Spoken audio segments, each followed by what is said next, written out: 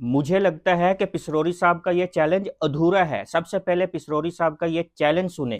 میں چیلنج کر رہا پوری دنیا تک بول رہی پیغمبر دی ذات کو لو صحیح سند دے نال وی اعترافیاں پیش کر دے رب کبریا دی قسم کھا کے کہنا اس مولوی نے ایک پلے چ بٹھا کے نا او دے وزن تے برابر تے تول کے نوٹ نہ دیاں پوری زندگی ممبر تے نہیں آوندا.